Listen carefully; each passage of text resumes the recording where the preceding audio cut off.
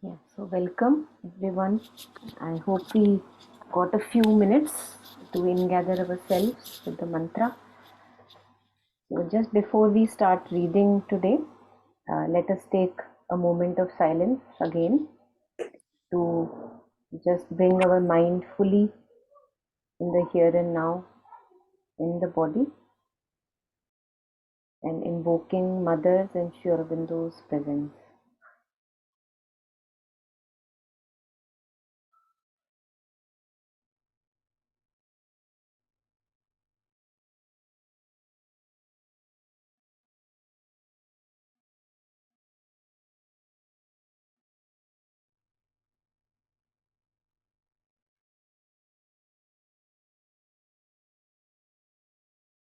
Whatever we think of, we are surrounded by those things, Mother says.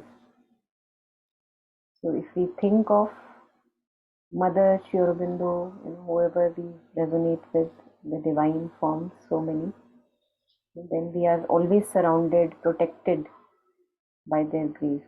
So we can use that power of thought that we have to also immerse ourselves in good surroundings around. So yes, so today we start where we left last time on page number 73. I think we started taking up this difference between mental, vital, and physical fear. So I think we should go through this again. And yeah, maybe we haven't completed it anyway. So we have just taken overlap. We'll start from here today again. So, what is the difference between mental, vital, and physical fear? So, who would like to read it out?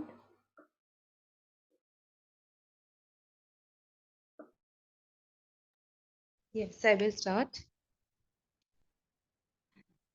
What is the difference between mental, vital, and physical fear? If you are conscious of the movement of your mind, the movement of your vital, and the movement of your physical, you know it. The mental is very simple. It is thoughts. You start thinking, for example, that there is this illness, and this illness is very contagious, and perhaps you will catch it.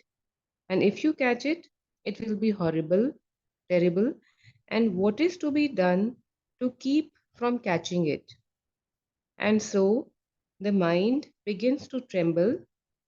What will happen tomorrow, etc. The vital, you feel.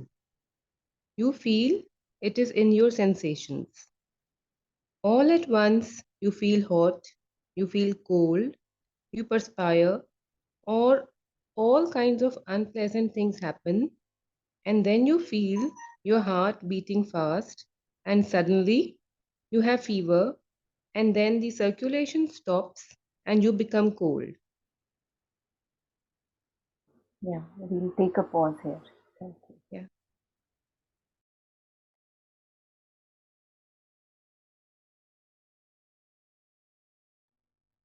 So it's like, we have a machinery, a very huge, humongous machinery.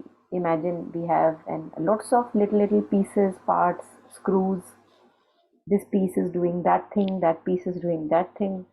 So if we are a good engineer, then we have to know function of each part, and we would know whenever a part is not functioning well, or if there is an error, and then we can fix it if we are observant enough. So mother starts with this, that usually in general, in ordinary consciousness, we are not really aware of our within, because the senses are so much outwardly focused. दूसरों पे इतना ज्यादा ध्यान रहता है हमारा, that all the time we know what is happening in the other person, but very well, आज उसको क्या feel हो रहा है, आज उसको you know मेरे मेरे मतलब what is the person's reaction towards me, all these kind of things we are always observing, always, as Sri Aurobindo says, busy in the unnumbered business of unnumbered lives. So we are usually occupied, the senses are occupied at the with the external, and we have no clue what is happening within. So if something happens with us, say an accident or something, maybe a relationship trouble, a workplace issue, then we have no idea how suddenly that happened, because we did not know the working of that inside of us, because we are so complex, so many layers of beings are there, and we have no idea of those complexities. So our own manipulations we are not aware of. So mother starts with this, that if you are conscious, if the microscope is turned within, if you're conscious of the movement of your mind, it's a very important practice if we are to even a little tread on the path, to be aware of the inner palace. Outer may be there, outer, of course, all kinds of triggers are there all the time in the outer, but what is happening within me? So if I am aware, if I am conscious of the movement of my mind, the movement of my vital feelings, emotions, moods, कब mood up हो जाता है, कब mood down हो जाता है, कौन सा बंदा कुछ कहता है तो एकदम से फर्क पड़ जाता है, और कौन सा बंदा कुछ कहता है तो बिल्कुल टच भी नहीं करता. All of us know about it, but we don't give enough time to observe ourselves. So the movement of your vital and the movement of your physical. Mother says, if you are aware, if the microscope is turned inside, then you know it. That what is mental fear, if this is vital fear, emotional fear, or this is in myself, then we are aware of it. Hmm?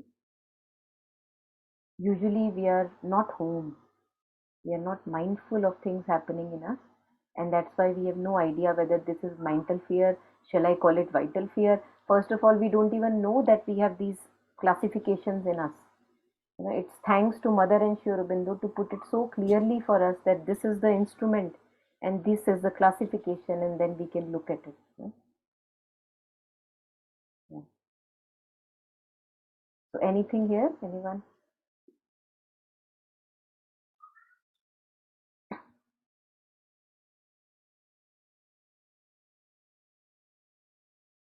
Now coming to the mental fear, if not anything, the mental is very simple. It is thoughts. You start thinking, for example, that there is this illness, and this illness is very contagious, and perhaps you will catch it, and if you catch it, it will be terrible, and what is to be done to keep from catching it? And so the mind begins to tremble. What will happen tomorrow? Now, this is where all the practices of mindfulness come into being. That we take one slippery slope, and even if after one slippery slope we can be mindful, bring the mind back to the present moment in the body, that's good, good victory. But if we are not mindful, even in kind of infrequently, if we are not mindful, then we take one slippery slope, the after that another, after that another, after that another. It's like you're in SL world, and one after the another you have all kinds of slippery slopes, and you have either a headache because of excessive thinking, and either you're on the bed, you're just feeling so depressed because the mind is out of control. Mindfulness is absent. So the benefit of being mindful of what is happening within me is that even when, because we will falter, all of us falter, and but we don't want to falter. So when we take one slippery slope, and maybe other, then maybe other, at least after those three slippery slopes, I look at within myself within, and I realize, what am I doing? I'm going back in my habitual patterns again. I don't need to go there, and I bring myself back in the present moment to the work I'm doing, or Mother, Sri Aurobindo, divine name, breath, whatever works with anyone. Totally comes to the present moment. So this is how we generate mental fear if the mind is out of control. Mind is out of control because we all have habitual patterns of mind. These are not only from this lifetime, these are also coming from the previous accumulated sanskaras, the conditioning of the mind. So, when a child is born, we think a child is a clean slate. It's a misconception. The child is not a clean slate. It may appear, the child may appear like very innocent, and of course it does, very bhola bhala and innocent and all that. But very soon we see that the old baggage of patterns comes to existence. You see certain conditionings in the child which you can't trace it to this life. Where is this coming from? So we are all born with those inclinations, sanskaras. Based on that, the mind goes into that direction. For example, somebody, because of the past, whatever lifetimes or conditioning, may not at all think about what other people are thinking about me. It can happens. That person is so much involved and engrossed in his own work all the time that he's just into it and he doesn't bother what the whole world thinks about me, calls me madman or whatever. Can happen. While on the other hand, another person may not even stop himself thinking about all the people around him. He's all the time thinking of what people are thinking about me. It can happen. So we all have different kind of pravattis. These are called pravartis, and these are like grooves in which the mind begins to think. This is what we have to transcend, all of us. So whatever my groove is of thinking, which is harmful, of course we are talking about harmful patterns, non-beneficial patterns. And mother says that be conscious of, why do I think like that? What is the need? Maybe that thinking pattern served me some good in my childhood. In childhood, it served me to kind of protect me and shell me from the outer environment. Done. But now we are all adults. Now, what is that old pattern doing in my mind? I'm again and again taking that pattern. It is making me suffer, and I don't can't put a full stop to it. So when we are mindful of these thinking slopes, I say, these are kind of एक लिया तो जैसे slide होती है, you slip into it, groove. So when we are mindful of these grooves, when we are going into it, because of our awareness that is there, we stop ourselves at whatever phase. There is always a U-turn possible. एक slide कर ली, दो slide कर ली, चार slide कर ली, 2 दिन पूरे slide ही slide करे जा रहे हैं, उसके बाद रुक जाओ। कभी तो रुको, 2 महीने बाद रुक जाओ, कभी रुक जाओ। बेसिकली ये है, मतलब काफी बार डिफिकल्ट हो जाता है because the some patterns are so attached, sticky patterns, because at times you are not able to be mindful immediately, not possible, because something in that pattern will pull you again and again. It will call you, come think about me. So we won't be able to just put a full stop all at once. That won't be possible. But slowly, as we see that it is harming me, it is giving me a lot of fear, and I don't want to be in fear. There's already so many things good happening in my life. I can also bring my attention to them. So slowly we can be our friend rather than being our enemy, and stop going down in the slippery slope. So this is about mental fear, and once we know how we generate it, we can also stop it slowly. It takes time, but we can stop it with a little bit of will and conviction. So anything on mental fear, anyone?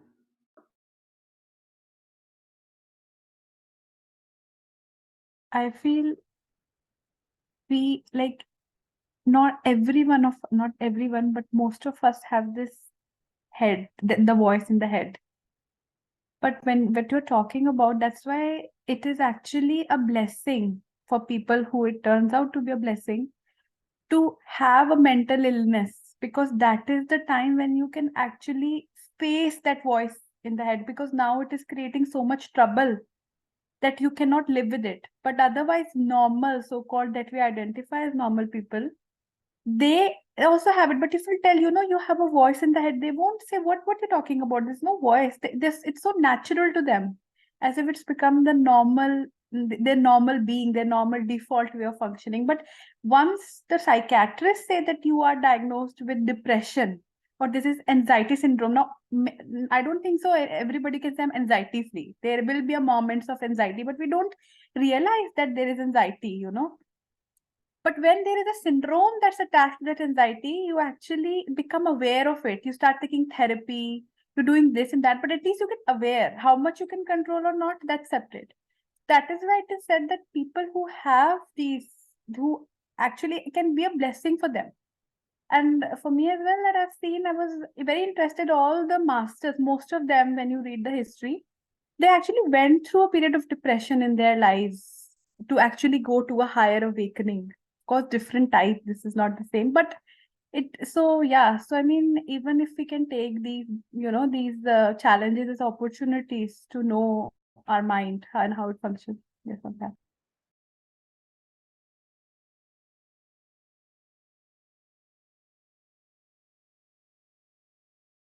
Yes, very well. And these challenges are opportunities. There is no doubt about that. There is no doubt about that. And we all know, all of us can share actually that in these very, very challenging times, actually, how much exponential progress happens if one wants to make it happen. After those phases, as we were sharing. So, yes. And this is also mentioned in Savitri in the way of fate, the problem of pain, that how these challenges, difficult situations, seeming tragedies actually make the spirit shine and rise. Yeah. Yeah. Anything more here? Anyone?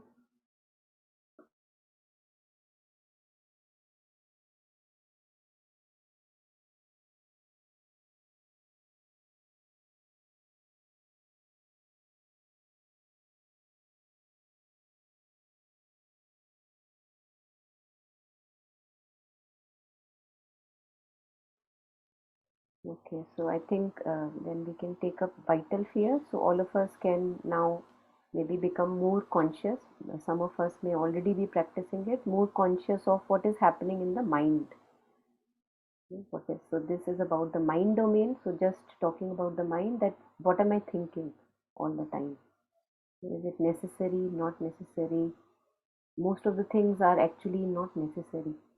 क्योंकि आपके सोचने से भी कुछ होने नहीं वाला सोचे जा रहे हैं सोचे जा रहे हैं mother says that there is no point worrying about things one because if there is nothing that you can do about the situation, then why to worry?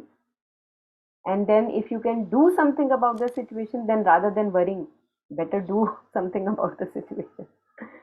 So whenever we find ourselves in fear, anxiety, as we were sharing, or going into negative loops of thinking, if we can stop, chant mother's name or whatever helps us, put ourselves into some good work. Always, whenever we put ourselves into some good work which is according to our inclinations, for some person it may be gardening or helping out people. For every person it would be different. It could be different. Uh, that when we jhoko ourselves in that kind of work, which kind of gives rise to a little bit of selflessness, because mental fear is mostly about this little me, मेरा क्या होगा. तो जब हम अपने आप को काम में अच्छे काम में झोंकते हैं तो फिर आप मेरा क्या होगा नहीं सोच रहे, आप उस काम को अच्छे तरह से करने का सोच रहे हो. So for a moment for we have glimpse of a self forgetfulness, you are not thinking about your self any more. That brings a lot of relief. That gives me a window that I was my own cause of suffering, because when I am obsessively thinking about myself, then I am suffering. See, when I am working like that or helping out someone, I am not suffering. I see that in me. So, to also put yourself into some selfless work, offer yourself somewhere, always helps. Or read something nice. For some, at times, reading something, we may not be even, when too much, mental chaos is there, we may not even be in a state of reading actually. It can happen. So, manual work, physical work in those times can help. Yeah.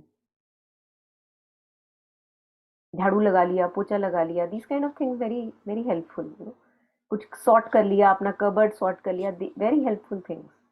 क्योंकि when you are sorting or organizing, putting away the garbage which is not necessary and keeping only the things that are necessary, it actually, you feel a tidiness within your being also, when you are tidying up outer space. So many kinds of things may help, and to each his own. Okay, so this was about mental fear. If there is anything, please feel free to share.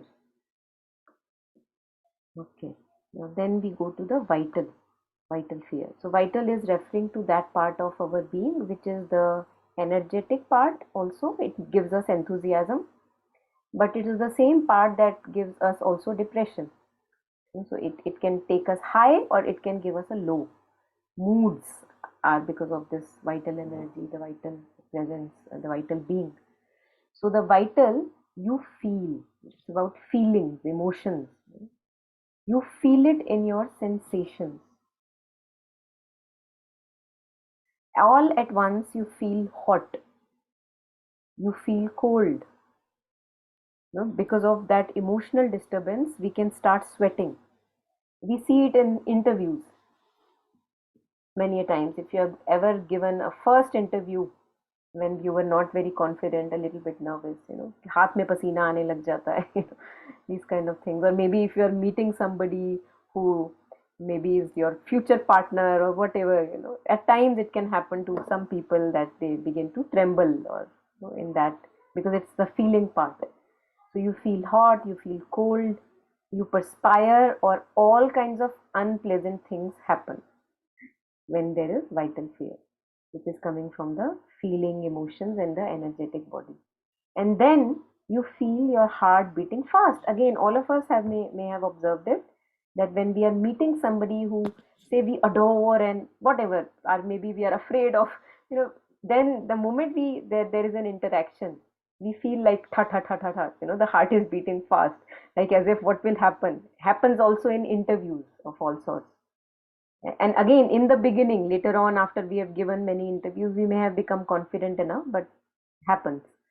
So then you feel your heart beating fast, and suddenly you have fever, and then the circulation stops, and then you become cool. So all these kinds of things can happen with the. Now you're not thinking here. Active thinking nahi ho rahi hai. This is the thing. In vital fear, or both may happen simultaneously also, that I have mental fear, parallelly I have vital fear. Both can happen. But when it is exclusively the vital which is leading to the fear and I have no active thinking going on, it leads to all kinds of these symptoms coming from the feeling. I'm not vitally stable. So people who are vitally very solid and strong, we may have known people like those in our life. They are emotionally very strong, somehow because of their present life or past life conditioning. They're never afraid. And even if they are mentally afraid, they will be able to rise above it, because this unconscious fear which is coming from the feelings, emotions, this is not there. होता है काफी लोग, they are naturally like that, stable vital, they are more higher vital in front rather than the lower vital of all these disturbances. So when we, And yes, sorry. please go ahead. No, I just wanted to say that those people, for example, for me, like I used to, now it's changing a little bit, but I used to be they're very cold. That that how come it's not affecting? Death in the family happened, wife has passed away, but after a few days, nothing is like, everything is normal. How could it be? Like this example. So like I was to, but now of course it changes, your understanding changes, but to a no, ordinary consciousness, it would always appear as very cold people who do not really care. That's true actually. And in that sadhana from human love, through human love, Sri Aurobindo, Mother, it's a compilation. He also shares this cold, and that pure love actually may feel there is no mushy affection there. So actually, people who are very strong and vital and do not need all these hugs and all the time these exchanges that we have in the name of love, they may appear very simple and easy and like not in need of any hugs or affection. Yes, yeah. Love in especially in generally in the movies and all, it's portrayed very dramatically, na? So its expectation also is that, okay, why is there no drama? Why is there no drama? Why is there no hug? But actually, if some time can be put and be seen, then yeah, there is no drama. Yes, yes. We So are I very have a dramatic question. people.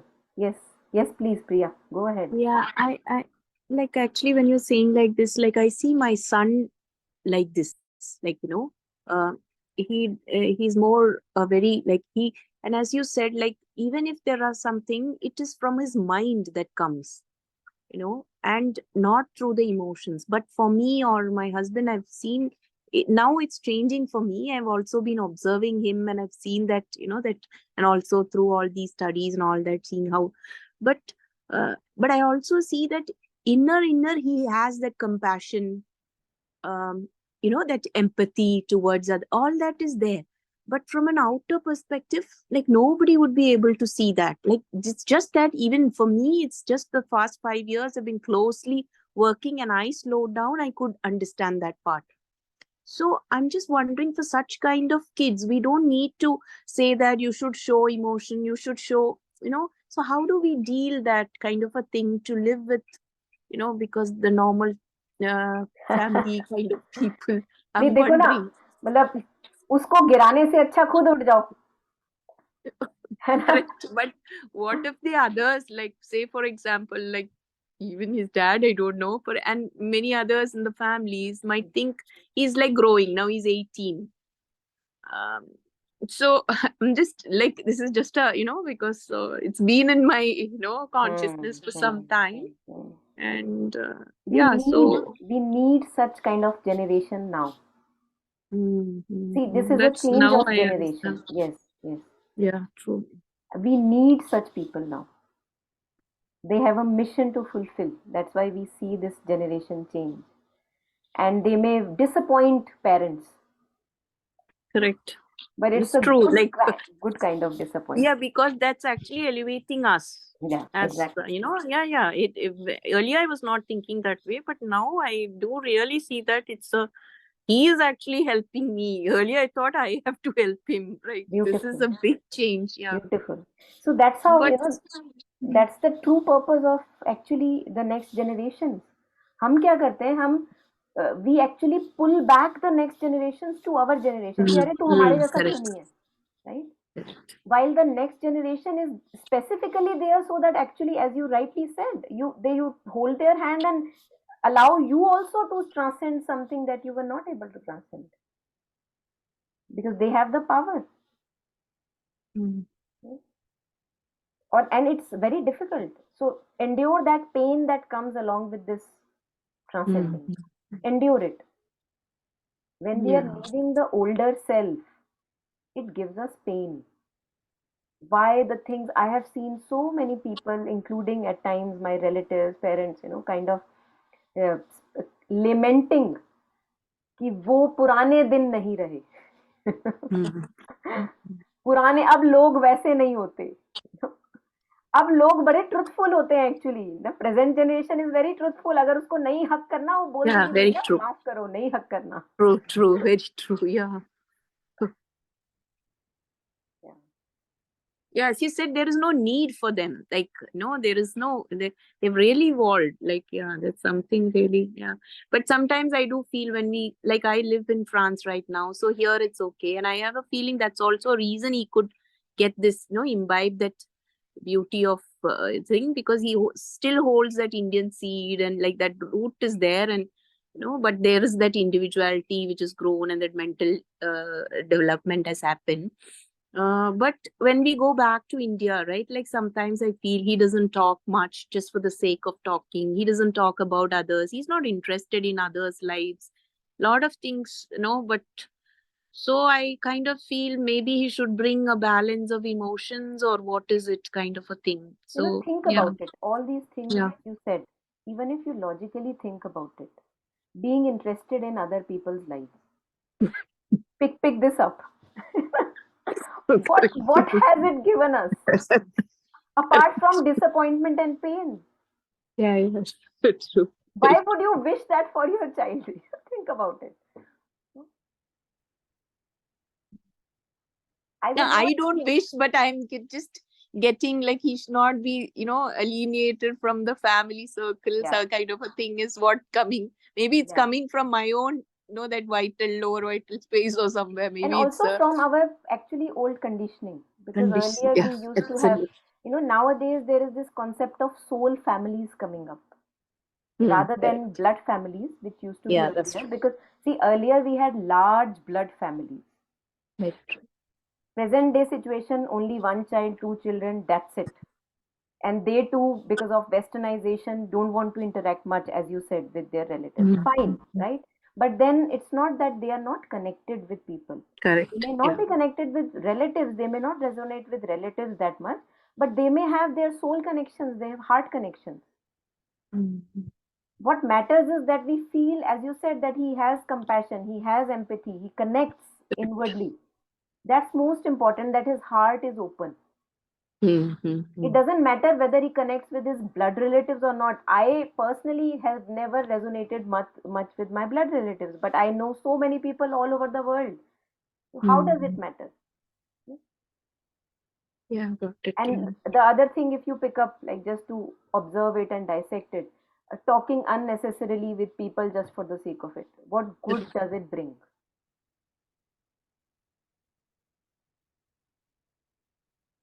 We speak words which at times are useless, mostly. At times, when we are speaking too much, then we say things which are not necessary, which lead to clashes. So better you. This is tapasya of speech. So he's telling us tapasya of speech. Mhm. So far it seems like we can actually follow him. No, I do. I do. No? Many, yeah, there's no, yeah, I Yeah. kind of felt that he's more, I think his kind of people, many of them are there. Um, Not everyone, I would say, because some of them I see getting hooked on to many other, habits and Yeah. things and all that. That's also another thing that they have because Hmm. there is no anchoring that happens and things like that. So, Yeah. Yeah. Can yeah, happen. but I do see that, yeah, there's lots to, kind of see and evolve Hmm. from these guys. Alokda, I think in one of his, a couple of his talks, he also talks about, see, somebody is asking about present day generation, long time, I Mm. don't know which exactly, but there was some talk where he was talking about these present day children. And he actually said this only, that they actually are going, taking us beyond hypocrisy. कि सिर्फ Mm. इसलिए नहीं किसी को हक करना क्योंकि tradition है हक करना या पैर छूना. अब बाकी के लोग आपको आके बोलेंगे, मुझे बोलते हैं कि अच्छा तेरे बच्चे पैर नहीं छूते, देख उसके बच्चे पैर छूते हैं, कितना Yeah. अच्छा Yes. है ना. So it's just being about truthful. Yeah, that's right. Whenever they feel like, truly feel like revering and respecting someone, they will bow down. Mm. It would be a true bowing down, not just out of. Yeah, yeah, that's true. So yeah, Absolutely, I agree. this generation is taking us and further also towards truth consciousness.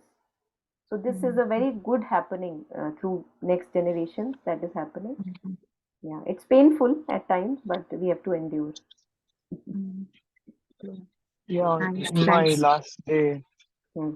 my last day at the Savitri Bhavan, there was this. Uh, I just looked it up about Ashwapati, how he's impassive. Impassive, he lived immune from earthly hopes.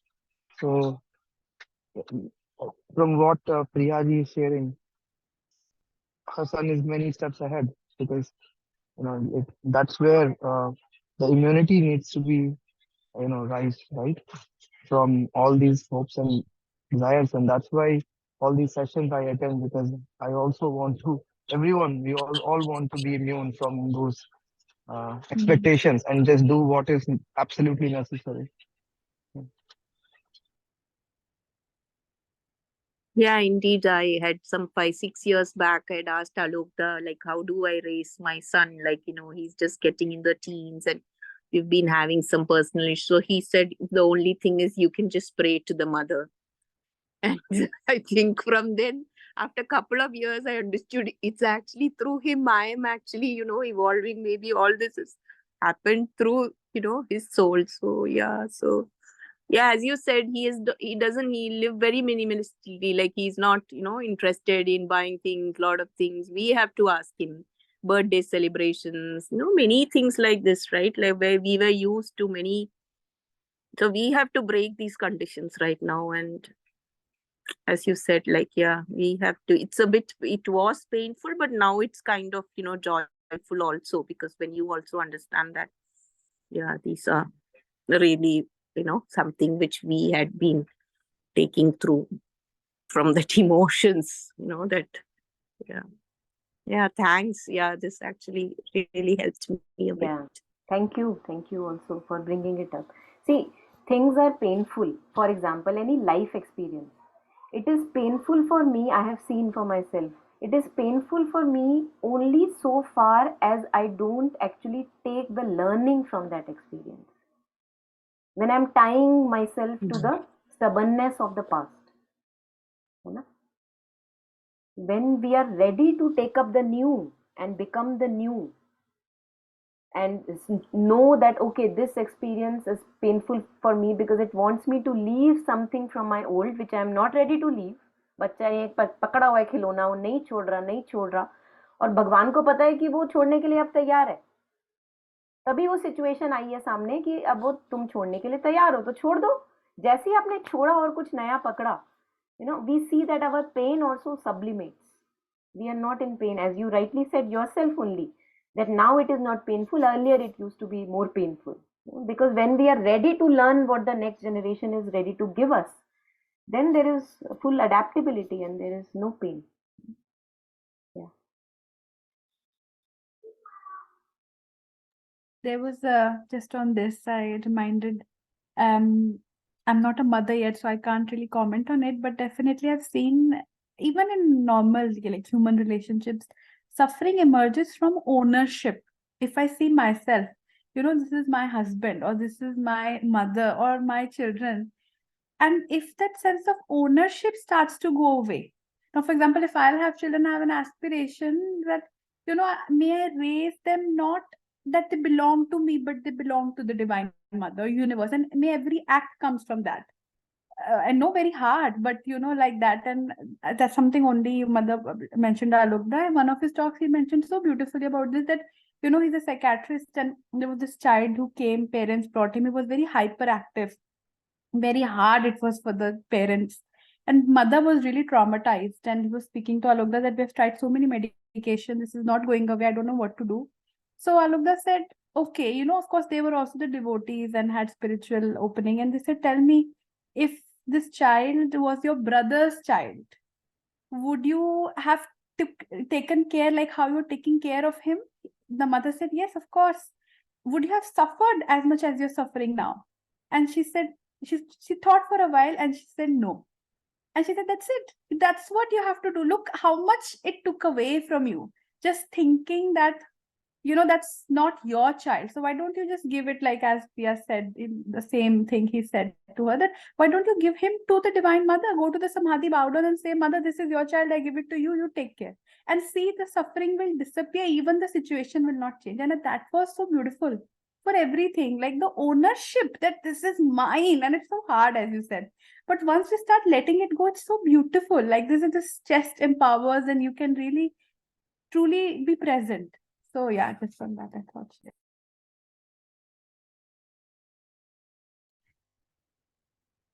No, that very, very true. I can resonate. The suffering goes away, and then in all relationships, like you will see everything, even when death happens, like, there is a, you are kind of, you detached. So yeah, it's actually very beautiful how one you do, and then that has its, yeah, but that courage, that, something, yeah, it also comes through her. So I don't know whether it's our courage or her courage, like, but yes, it's something that acts through us, which helps. Yeah. It's only the divine everywhere, nothing but the divine, so must be there. It's the divine doing Leela on himself. Where do we come in the picture? So what you were sharing, our courage, her courage, it's only one courage only. Yeah. So anything more over here, anyone?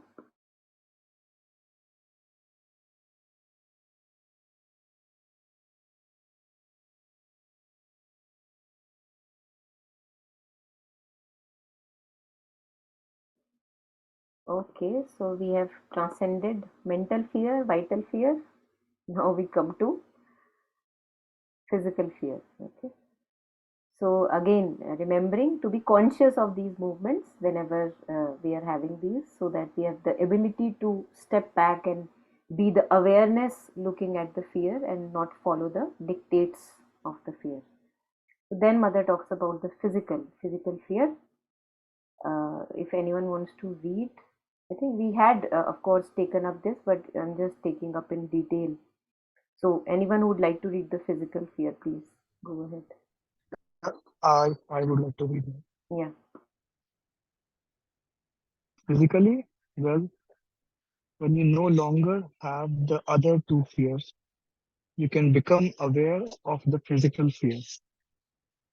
Generally, the other two are much more conscious. They hide the physical fear from you. But when but when you no longer have any mental or vital fear, then you notice it. It is a peculiar little vibration that gets into your cells and they begin to shiver like this. But the cells are not like a heart that starts beating very fast. The cells themselves, they tremble, slight quivering, and it is very difficult to control, yet it can be controlled.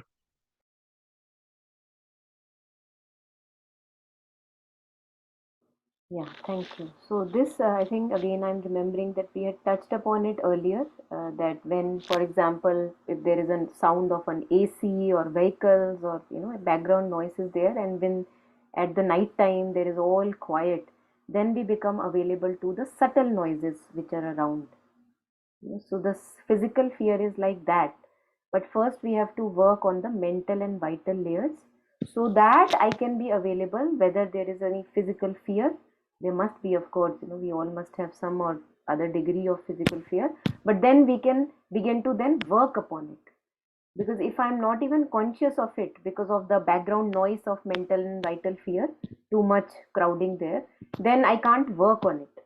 So first mental fear, vital fear have to be worked upon so that the cellular consciousness can be worked upon.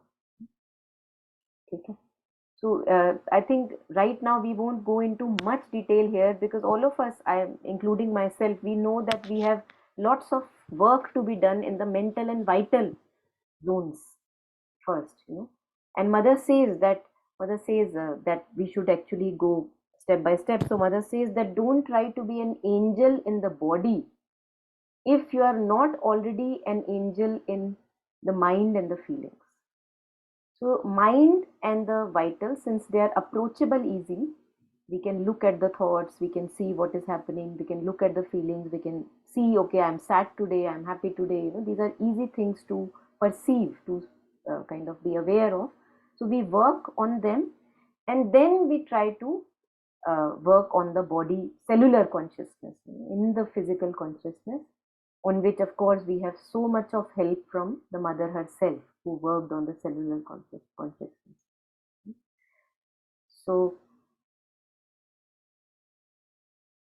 and one thing which I can share here is that at times it can help that if we notice if there is a certain silence in the mental domain and the vital domain, and if we notice yet a fear coming from the body, then if we remain with the chant of the mother, with mother's name, or if we anchor ourselves with the breath throughout, not leaving it, then we can actually kind of let it pass.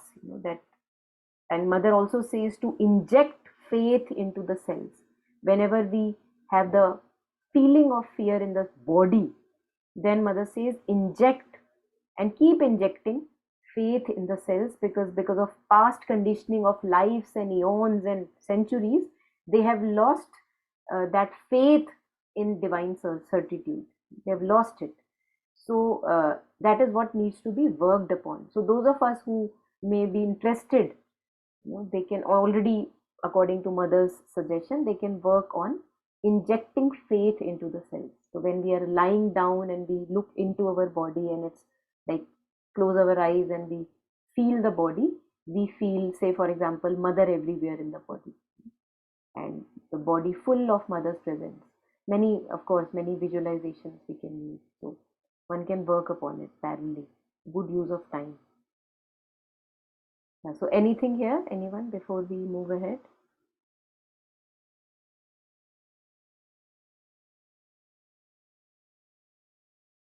So let's take up this next bit, which is about, again, it's continuing from the earlier part, uh, mental, vital, and physical fear. So if anyone wants to read, please go ahead. Yeah, I can read. Somebody wants to read? No? Okay. You can go ahead, Priya. Yeah, okay. One thing that is now beginning to be recognized by everyone, even by the medical profession, is that hygienic measures, for example, are hygienic measures, for example, are effective only to the extent that one has confidence in them. Take the case of an epidemic. Many years ago, we had a cholera epidemic here. It was bad, but the chief medical officer at the hospital was a very energetic man and he decided to vaccinate everyone. When he discharged the vaccinated people, he would tell them, "Now you are vaccinated and nothing will happen to you. But if you were not vaccinated, you would be sure to die." He told them this with great authority. Usually, such an epidemic lasts a long time and it is difficult to arrest it. But in a fortnight, I think, this doctor succeeded in checking it. In any case, it was done miraculously fast. But he knew very well that the best effect of his vaccination was the confidence it gave to people. Thank you.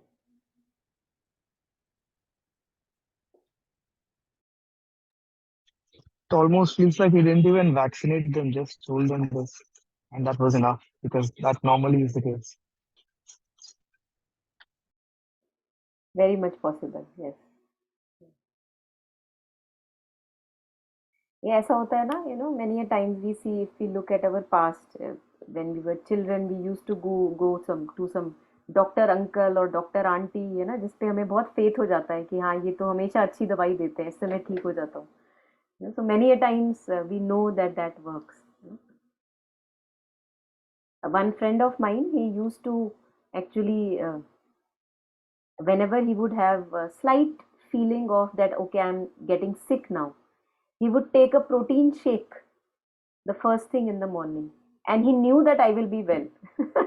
I can't imagine, having a protein shake when you are feeling sick, but that was his way of, getting better. And we all have our ways, we know what works for us, what doesn't. So it's faith that's working.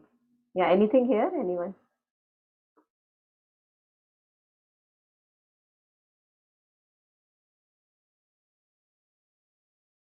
Yeah, Snehi has written placebo effect. Very well can be, it's a very well researched effect in science, that there is something called placebo effect. In other terms, actually, we can use the word faith effect. Placebo और faith. कि अच्छा, अगर mummy ने हाथ में गिलास पकड़ा दिया है तो हाँ अब मैं ठीक हूँ, या मम्मी का काढ़ा, या whatever, a friend's advice. And when we have faith, we are there, we are also open, we are not closed, wherever we have faith. And mother says, actually, the crux of the matter, mother says that it's faith that cures. We think there is a medicine that is curing me, but because I have faith on that medicine or something, maybe the doctor, we don't know, or the situation, that I know that I will pass through this situation no matter what, whatever. When we have faith, then it cures us.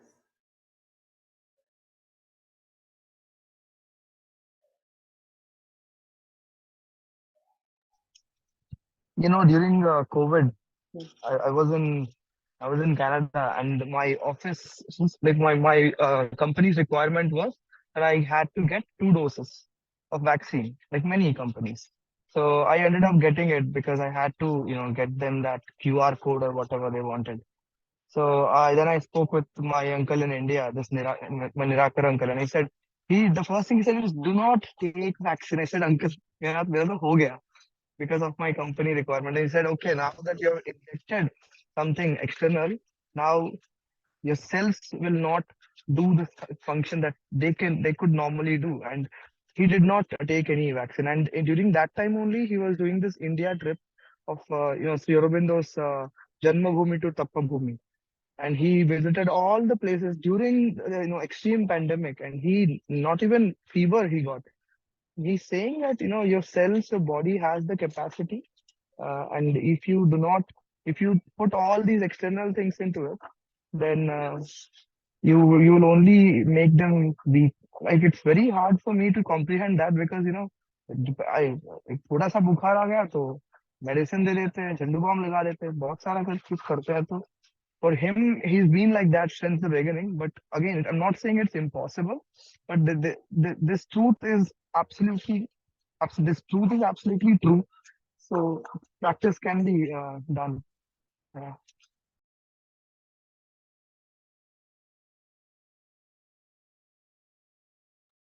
I don't know why I said that. This truth is absolutely true.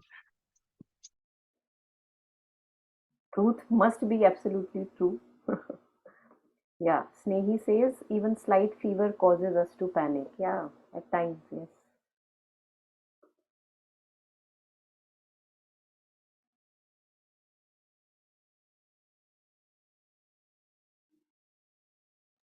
And it's so ironical that people have started to find, including myself, of course, have started always find security if a hospital is nearby.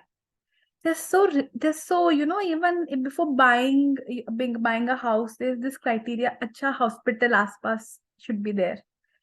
And it become again, it's so normalized that we do not have trust on our bodies, that we always rely on hospital, not even divine is nowhere there. Hospital. So that's and how it has become a business as well. It's very sad how we are losing the touch with our bodies and all, and how miraculous the body works if people start looking into alternative healing and all of that. Oh. Yes. This is a very good description of how we have actually made ourselves very narrow and rigid and not adaptable and flexible, like Jagan was sharing about his uncle. Adaptability and flexibility, that okay, wherever I'm just going, I'm just going, doing. I think that also relates to doing meaningful work. As mother says that, in aimless life is a miserable life, and depending on the quality of your aim will be the quality of your life. So if we give this consumerist, we had in India a lot of now years of consumerism. Now we have already maybe passed it, I don't know, but we had too much materialized lives and too much money and wanting these corporate jobs. Earlier it was not like that. We didn't want all of that, but slowly the Western influence came too much, and we constricted ourselves to be very limited, narrow, in those four, मतलब जब घर अच्छे बनने शुरू हो गए तो अच्छा ये वाला पुताई करवाएंगे, ये वाला सीमेंट लगवाएंगे, अच्छा ये वाला रेफ्रिजरेटर खरीदेंगे, है ना, ऐसी वाली मॉड्यूलर किचन होगी. So we actually made ourselves too narrow, and hence this is part of that adaptability, that limitlessness आपकी धीरे धीरे खत्म हो गई. Earlier we were just living. अभी अभी भी आप जाओ, अगर if you travel to the rural part of India and you look at their houses, I mean, it's amazing. They have no doors. I've seen houses here in Sariska and nearby, Bhiwadi, even Gurgaon, Manesar. They have no doors. And in the name of shelves and cupboards, they have something very holistic. It's like in the wall, they have a depression kind of a thing where you keep things, which used to have, like Lodi Garden mein agar aap wo tombs वगैरह देखोगे, we see that there is a kind of a jharokha, and there is a place to keep things. That's it. That's the almari. So the more limited and comfort oriented we have made ourselves, we have lost that flexibility and adaptability, as you were sharing, all of the body, and also slowly we have lost it for the mind to be, and that's what Sri Aurobindo says, to be open, vast, and flexible in the mind. Same for the body, same for the vital emotions. That when our ground is in the groundlessness, is above, when we are rooted above, then we can expand as much as we want in the material. But when we are rooted in the material, then a little bit of material earthquake happens and then we are gone. Oh my God, this disturbs my harmony. अरे मैं अगर India जाता हूँ तो मेरा दिमाग खराब हो जाता है, क्यों भाई? So this is how we have made ourselves, so narrowed and constricted. We need not be like that. But again, as we were sharing, that the more meaning there is in our lives, if we are living meaningful lives, purposeful lives, relatively selfless lives, then we are taken care of, and adaptability is there. We allow ourselves to expand, and these things then become very secondary in nature. So, what do we want to do with our lives is the question.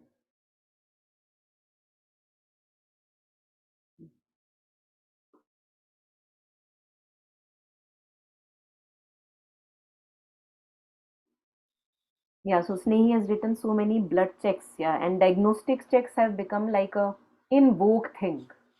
Like companies actually, in the name of medical insurance or whatever, medical help to employees, they provide full body health checkup and diagnostic screening for you and your family. I mean, what is that? And why are we buying into that? It's us. If we are ready to buy into that, then they will keep providing. But if some employee gets up and says, what stupidity are you doing? Can't you provide some, maybe connect with nature, gardening, tree plantation? That would be, so we have to take a stand. Since we don't speak where it is necessary to speak, then the people, or whatever the thing that is coming onto us, it also thinks that ठीक है, सब चल तो रहा है, कोई बोल थोड़ी ना रहा है कुछ, सब तो इतना हैप्पीली ले रहे हैं सारे डायग्नोस्टिक चेक्स, तो करवाओ फिर.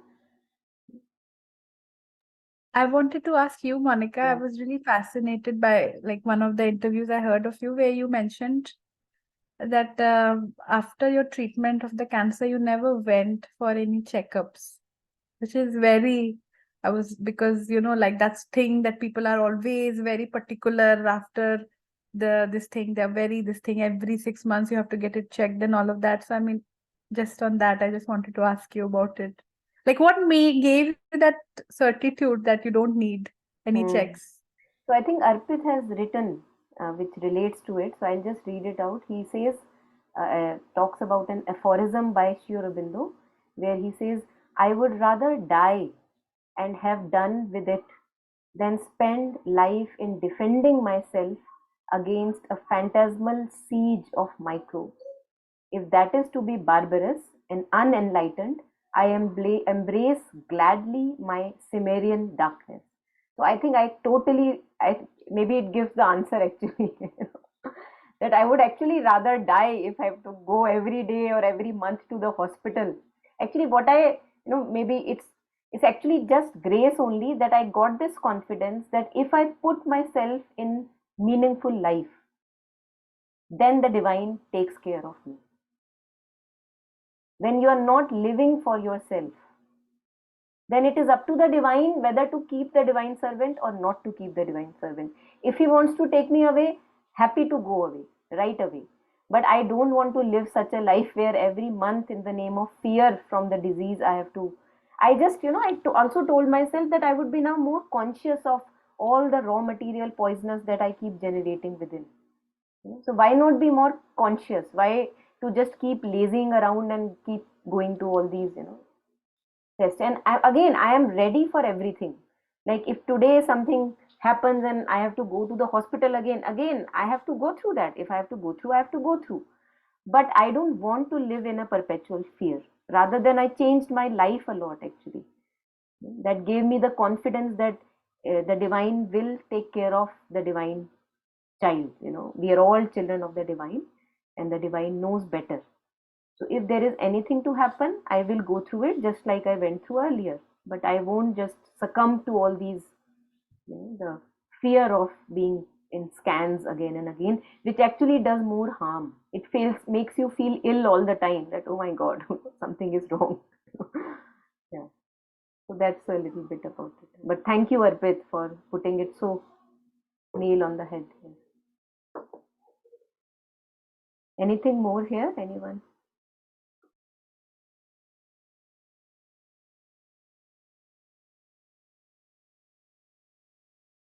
We are here on page 75.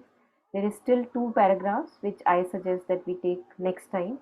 And today we just reflect what we read today about mental fear, vital fear, and physical fear, and whenever it is there, to provide an antidote to it. Like if we are feeling cold, the antidote for feeling cold is you sip something warm and stay maybe near a fireplace or wear some warm clothes. So that's an antidote to cold. So when we consciously see fear in the mind, fear in the emotions, fear in the body, we provide it with an antidote. Whatever is relevant in that moment, we provide it. That we deserve that kind of a good life. So any last comments, anyone?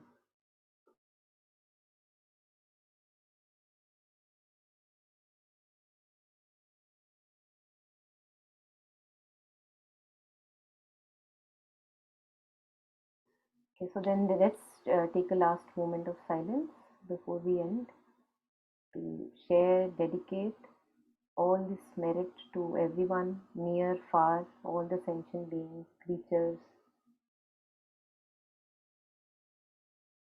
May we all have lots of health, mental health, vital health, physical health, and may we all put ourselves to some meaningful purpose in our life.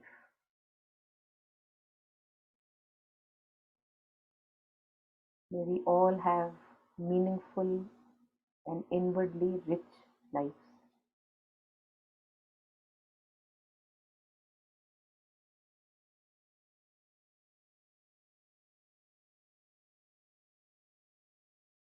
And may we be able to use all, excluding none, all the situations of our life, most tragic to most beautiful, into the practice.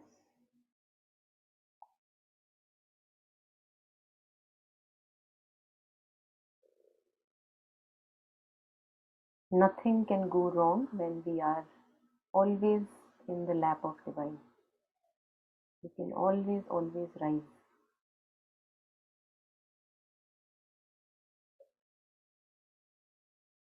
Thank you.